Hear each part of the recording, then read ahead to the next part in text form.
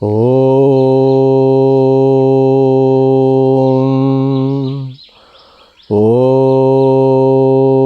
నారాయణ సమారంభాం వ్యాసశంకరమధ్యమాం అస్మదాచార్యపర్యంతాం వందే గురుపరంపరాం. శృతిస్మృతిపురాణానాం ఆలయం కరుణాలయం నమామి భగవత్పాదశంకరం శంకరం లోకశంకరం.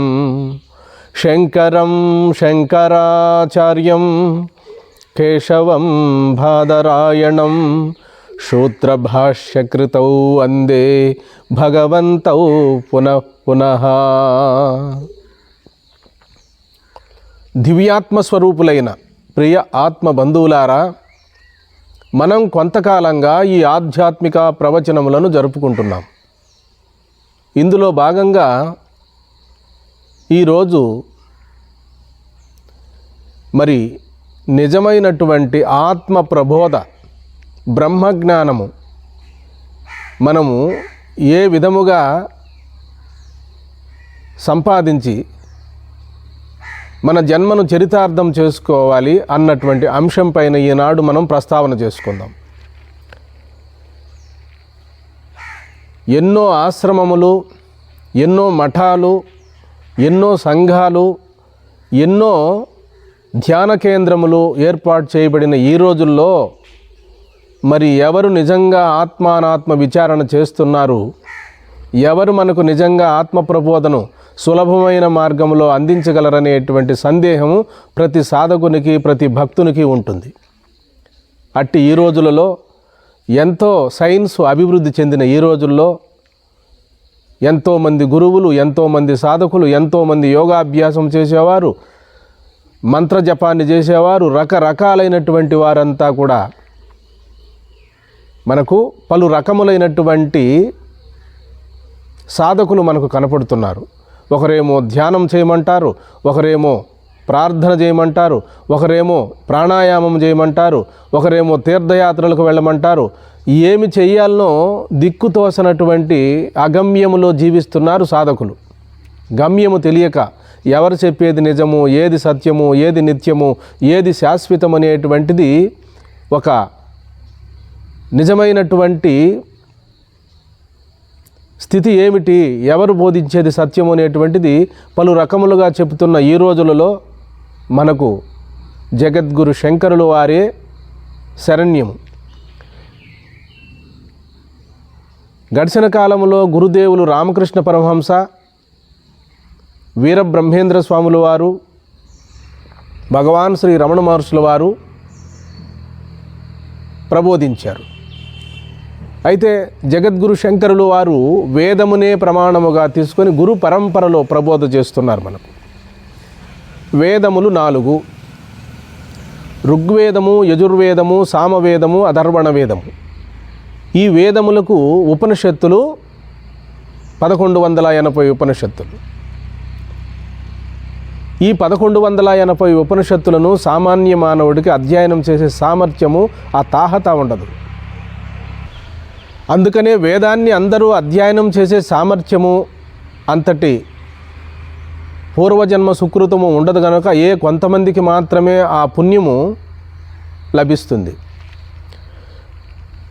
ఆ పరమేశ్వరుడే శంకరాచార్యులు వారుగా అవతరించి ఇక్కడ గురు పరంపరను చూపుతూ వేదమునే ప్రామాణికంగా తీసుకొని ఆ ఉపనిషత్తులనే ప్రామాణికం, సమస్త వేద వాంగ్మయాన్నంతా మదించి గురుదేవులు శంకరులు వారు మానవ జాతి అభ్యోదయానికి, మానవుని యొక్క శ్రేయస్సుకు ప్రబోధించారు. అయితే ఈ సాధకులను 3 భాగాలుగా విభజించారు: ఉత్తములు, మధ్యములు, మందమాధికారులు. ఈ ముగ్గురికి 3 భాగాలు ఇచ్చి, ఉత్తములుగా ఉండేటువంటి జన్మాంతర సంస్కారములు ఉండేటువంటి వారికి కేవలము వేదవాక్య ప్రమాణం చేత సద్గురువుల ద్వారా ప్రబోధ చేస్తూ, ఆ శిష్యులు సశిష్యులుగా ఉండేటువంటి వారికి వేదవాక్య ప్రమాణం చేతనే ఆత్మజ్ఞానం కలుగుతుంది అని చెప్పి గురుదేవులు శంకరుల వారు ప్రతిపాదన చేశారు. మరిచిపోయిన నీ స్వరూపాన్ని గుర్తు చేయడమే అహం బ్రహ్మాస్మి. నీవు మొదట అన్ని జీవులు బ్రహ్మమయ్యే ఉన్నవి. ఆ బ్రహ్మమయ్యి ఉన్నటువంటి విషయాన్ని జన్మాంతరములో మరిచాం గనుక తిరిగి మళ్ళా మనము వాటిని గుర్తు చేసుకోవడం. అందుకని వేదము తల్లి. ఆ వేదములో కర్మకాండ, జ్ఞానకాండ 2 భాగములు. జ్ఞానకాండే ఉపనిషత్తులు, ఉపనిషత్తులే వేదాంతం. వేదాంతములో మనకు చెప్పబడేటివే అద్వైత సిద్ధాంతాన్నే యావత్ భారతదేశానికే కాకుండా అన్ని దేశాల వాళ్ళు కూడా ఈనాడు తెలుసుకుంటున్నారు. కాబట్టి మనము ఈ అద్వైత సిద్ధాంతాన్ని, అద్వైత మత ప్రతిష్టాపకుడైనటువంటి జగద్గురు శంకరుల వారిని మనం ఎంతగానో కొనియాడాలి. కాబట్టి మరి సకల వేదముల సారము, ఉపనిషత్తుల సారము సమస్తాన్ని అర్ధ శ్లోకములో చెప్పాడు. శ్లోకార్థేన ప్రవక్ష్యామి యదుక్తం గ్రంథకోటిభిః బ్రహ్మ సత్యం జగన్మిథ్యా జీవో బ్రహ్మైవ నాపరః. ఈ సమస్త వేదముల యొక్క సారము, ఉపనిషత్తుల యొక్క సారము ఈ జీవుడు సాక్షాత్ పరమాత్మయే అని చెప్పి మనకు ఎన్నో ప్రామాణికమైనటువంటి గ్రంథాలను, ఉపనిషత్తులను, భాష్యాలను అద్భుతముగా మనకు అందజేశారు. అటువంటి పుణ్యపురుషులు, పుణ్యాత్ములు మన భారతదేశంలో నాటి నుండి నేటి వరకు ఉన్నారు. కాబట్టి ఈ వేదాంతం అనేటువంటి బ్రహ్మ విద్యను, ఉపనిషత్తులు ప్రతిపాదించేటువంటి ఈ బ్రహ్మ విద్యను సృష్టి ఉన్నంత వరకు అలా జరుగుతూనే ఉంటుంది. అదే గొప్పతనం, మన భారతదేశం యొక్క గొప్పతనము, భారతదేశం యొక్క ఔన్నత్యం ఏమిటంటే వేద భూమి. ఇక్కడ పుట్టిన ప్రతి మానవుడు, పుట్టిన ప్రతి వ్యక్తి కూడా ఆత్మజ్ఞానాన్ని పొందగలరు. అది మన స్వాభావికం. అందుకని ఇప్పుడు మనకు ఎవరైనా మన మహనీయులు మనకు బోధ చేస్తున్నారంటే కొందరు యోగాభ్యాసాన్ని చెప్పే గురువులు ఉన్నారు, కొందరు ప్రాణాయామం చెప్పే గురువులు ఉన్నారు, కొందరు మంత్రానుష్ఠానం చెప్పే గురువులు ఉన్నారు, కొందరు శాంభవీ ముద్ర చెప్పి ఆ యోగాభ్యాసంలో ఆత్మస్వరూపాన్ని పొందండి అని చెప్తున్నారు. అయితే ఇవన్నీ మంచి మార్గములే, కానీ ఇవన్నీ బహిరంగ సాధనలే, ఇవన్నీ ఉపాసనలే. అయితే జగద్గురు శంకరులు వారు ప్రతిపాదించినటువంటి చతుర్విధ మహావాక్యములలో ప్రజ్ఞానం బ్రహ్మ, అహం బ్రహ్మాస్మి, తత్వమసి, అయమాత్మా బ్రహ్మ అనేటువంటి బోధ వేద ప్రామాణికముతో సద్గురువుల ద్వారా ఇక్కడే సద్యోముక్తిని పొందగలిగేటువంటి సామర్థ్యము మనకు మన గురుదేవులు శంకరులు వారు ప్రతిపాదించారు. మరణించిన తర్వాత కాదు ముక్తి, బ్రతికుండగానే జీవన్ముక్త స్వరూపము తన స్వస్వరూపాన్ని తాను గుర్తించి ఇక్కడే స్వరూపమై మిగిలిపోయేటువంటి స్థితిని మన ఈనాడు కాదు ఏనాడో మనకు శంకరులు వారు మనకు ప్రతిపాదన చేశారు. ప్రియాత్మ బంధువులారా, ఈ జపము చెప్పేటువంటి వారు, యజ్ఞయాగాదులు చెప్పేటువంటి వారు, పూజలు, వ్రతాలు ఇవన్నీ కూడా ఆస్తికత్వమే. మన భారతదేశంలో నాటి నుండి నేటి వరకు ఈ పరంపర సాగుతూనే ఉన్నది. ఒకవైపు జ్ఞాన విచారణ, ఒకవైపు కర్మకాండ, పుణ్యకర్మలు. ఈ పుణ్యకర్మలన్నీ కూడా చిత్తశుద్ధిని చేసి, అదే చెప్తారు మన మహనీయులు, చిత్తశుద్ధి లేని వారికి లక్ష్యసిద్ధి కుదరదని. కాబట్టి ఈ పుణ్యకర్మలన్నీ కూడా మనకు చిత్తాన్ని పరిపక్వతను అనర్చి మనోపరిపక్వత ద్వారా ఆత్మతత్వాన్ని, ఆత్మజ్ఞానాన్ని పొందేటందుకు ఎన్నో వ్రతాలను, పూజలను చేస్తూ చివరకు ఆత్మానాత్మ విచారణే నిజమైనటువంటి ప్రబోధని గడిచిన కాలంలో భగవాన్ శ్రీ రమణ మహర్షుల వారు కూడా ఆ శంకరులు వారు ప్రబోధించినటువంటి జ్ఞానాన్నే ప్రబోధిస్తున్నారు. అందుకనే గురుదేవులు రామకృష్ణ పరమహంస కూడా మనకు ఎన్నో ఉపాసనలు చేసినట్టు కనిపిస్తాయి. మనకు ఆయన చరిత్రలో అమ్మవారిని ఆరాధించాడు, పూజలు చేశాడు, వ్రతాలు ఆచరించాడు, మంత్రజపం చేశారు, ఎన్నో ఆచరించి చివరకు అద్వైత సారమే చివరకు మిగిలేది. ఇవన్నీ కూడా నదీనాం సాగరయే గతి అన్నట్టుగా జపం చేసిన, వ్రతాలు ఆచరించిన అన్నీ కూడా దేవదేవుడైనటువంటి ఆ పరమాత్మను, ఆ పరబ్రహ్మాన్ని చేరుకునేటువంటి విధానమే ఇందులో చొప్పించారు. మనము సూక్ష్మబుద్ధితో విచారించాలి. ఈ యోగములు, జపములు, పూజలు, వ్రతాలు ఇవన్నీ కూడా పరంపరా సాధనలే కానీ సాక్షాత్తు సాధనలు కావు. సాక్షాత్తు సాధనలు ఏమిటి అంటే అట్టి సద్గురువులైనటువంటి మహాత్ముల ద్వారా, శ్రవణ మనన నిధిధ్యాసనల ద్వారా ఇక్కడే తన స్వరూపమైన ఆత్మస్వరూపాన్ని గుర్తించి ఆత్మస్వరూపముగా మిగిలిపోవడమే. కాబట్టి మన భారతావనిలో నాటి నుండి నేటి వరకు ఒకవైపు జ్ఞాన విచారణ, ఒకవైపు కర్మకాండ కొనసాగుతూనే ఉన్నది. అందుకనే భారతదేశము పుణ్యభూమి. ఈ భారతదేశంలో మనకు జన్మ వచ్చిందంటే ఇదే కడపటి జన్మ. ఇక్కడనే ఇప్పుడే ఆత్మస్వరూప విజ్ఞానాన్ని సంపార్జన చేసుకొని ఇక్కడే మన జన్మ సాఫల్యాన్ని పొందేటందుకే మానవ జన్మ వచ్చింది. నిజము దేవుడెరుగు, నీరు పల్లమెరుగు. 84 లక్షల జీవరాశుల్లో మానవ జన్మ అనేటువంటిది ఎంతో పరమో ఉత్కృష్టమైనటువంటిది. కనుక ఈ జన్మలోనే మనం ఆత్మసాక్షాత్కార జ్ఞానాన్ని సంపార్జన చేసుకొని సద్గురువులకు సేవ చేసి వారి కృప వలన మనలో దివ్యమై భవ్యమై ప్రకాశిస్తున్న మన స్వరూపాన్ని మనం గుర్తించి ఆ స్వరూపముగా మిగిలిపోవడమే. ఇక్కడ కేవలము గుర్తింపు మాత్రమే కానీ ఆత్మను పొందడము కాదు. ఆత్మ సిద్ధ వస్తువే కానీ సాధ్య వస్తువు కాదు. ఆత్మ ఎప్పుడూ ప్రతి ఒక్కరికి అనుభవవేద్యమయ్యే ఉన్నది. కానీ మనం లౌకిక విషయముల యందు అనుభవాన్ని సంపాదించామే కానీ సహజమై మన స్వభావమై నిరంతరము ఆ స్ఫూర్తిని, ఆ సత్తా స్ఫూర్తిని గుర్తించలేకపోతున్నాం. నామరూపాత్మకమైన ప్రపంచాన్ని తెలుసుకునేటందుకు సత్తు చిత్తు ఆనంద స్వరూపమైన మన స్వరూపమే ఇక్కడ సాధనమై ఉన్నది. జ్ఞాత జ్ఞేయము. కాబట్టి దృక్కు దృశ్యము. దృక్కు బ్రహ్మమైతే దృశ్యము నామరూపాత్మకమైన ప్రపంచం. సదసద్వివేకములో జలము తరంగము వేరు కాదంటాడు, బంగారము ఆభరణము వేరు కాదంటాడు. అలాగే దృక్కు దృశ్యము వేరు కాదు, ఉన్నది ఆ పరిపూర్ణ పరబ్రహ్మమే అని చెప్పి మనకు ప్రబోధ చేస్తారు. ప్రియాత్మ బంధువులారా, ఈనాడు మనకు అనేకమైనటువంటి కోణాలలో బ్రహ్మ విద్యను ప్రబోధిస్తున్నారు. కొందరు ధ్యానమే ప్రామాణికమంటున్నారు. కొందరు సుషుమ్నాలో ప్రాణశక్తిని ఆ మూలాధారము నుండి ఆ సహస్రారము చేర్చి జీవాత్మను పరమాత్మతో ఐక్యానుసంధానం చేయుటే ప్రమాణం అంటున్నారు. ఇవన్నీ ప్రమాణములనే చెప్తున్నారు. పరమ ప్రమాణం ఏమిటి? మనమే ఆలోచించాలి. పరమ ప్రమాణము జగద్గురు శంకరులు వారు ప్రతిపాదించినటువంటి జ్ఞానమే.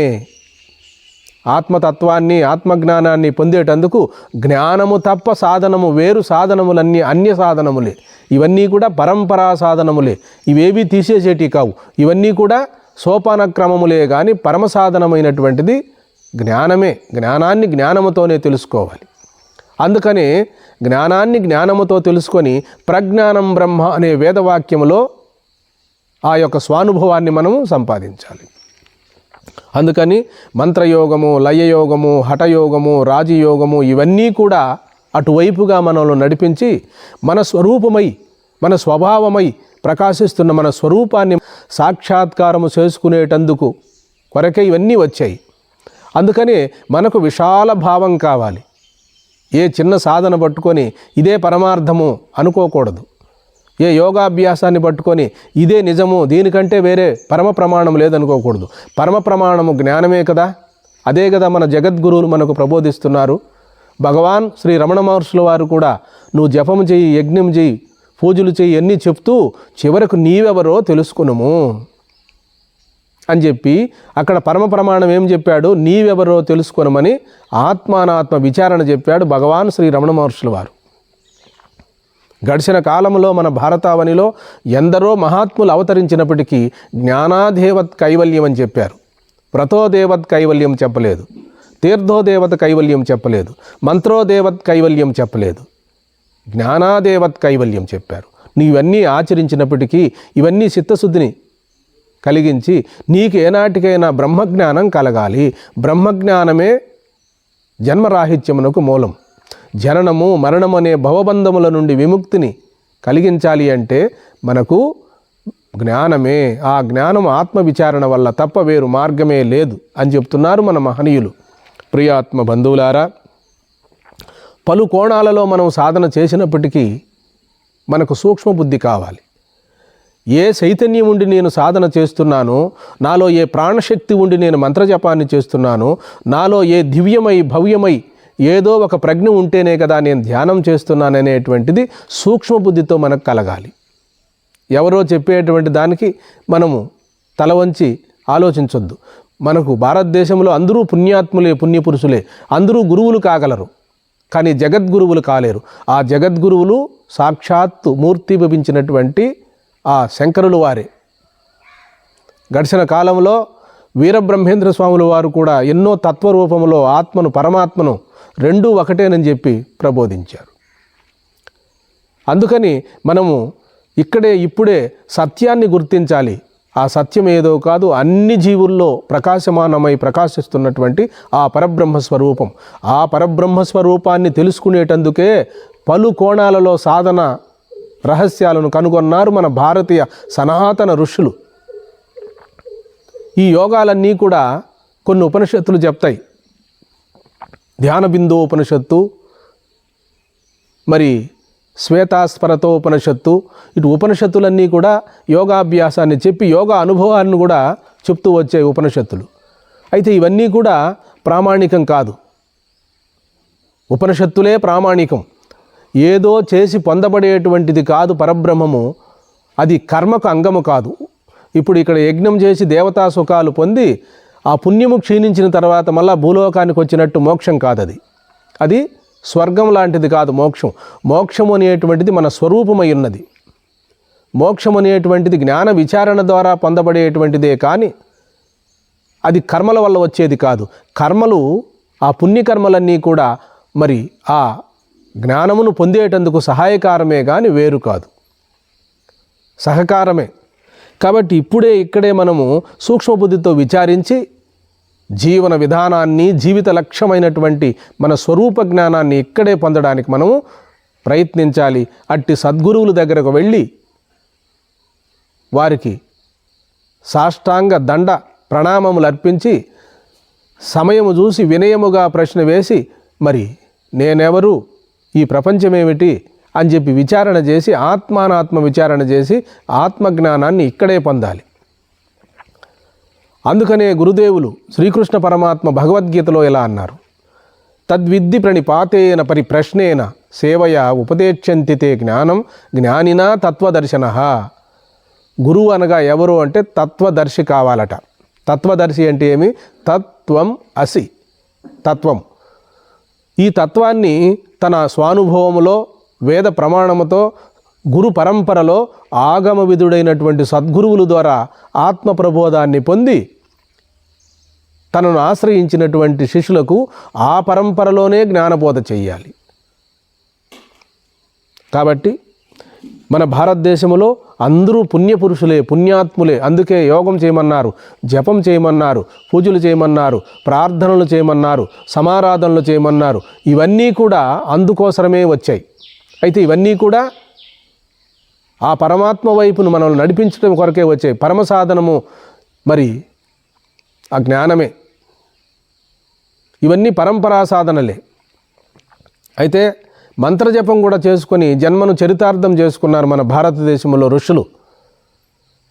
ఆదికవి అయినటువంటి వాల్మీకి మహర్షి రామతారక మంత్రాన్ని జపించే కదా మహాత్ముడయ్యాడు. కాబట్టి చిత్తశుద్ధితో లక్ష్యసిద్ధి కొరకు ప్రయత్నించేటువంటి వారే మన ఋషులు.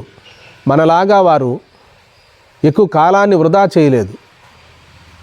అన్న ఆహారాలు మాని ప్రశాంతమైన అరణ్య ప్రదేశాలలో మంత్రద్రష్టలై, దార్శనికులై, తనలో వెలుగుతున్నటువంటి దివ్యమై, భవ్యమై ప్రకాశించే ఆ స్వరూపాన్ని, సమస్త జీవులలో ఉన్న ఆత్మను రెండూ ఒకటేనని దర్శించారు, మంత్రద్రష్టలైనారు. ఒక రోజులో వచ్చేటువంటిది కాదు నేను చెప్పేటువంటి జ్ఞానం. 2 రోజుల్లో వచ్చేటువంటిది కాదు. దీర్ఘకాలికంగా సాధన చేసి ఆ ఆత్మస్వరూపాన్ని మనము అనుభవంలోకి తెచ్చుకోవాలి.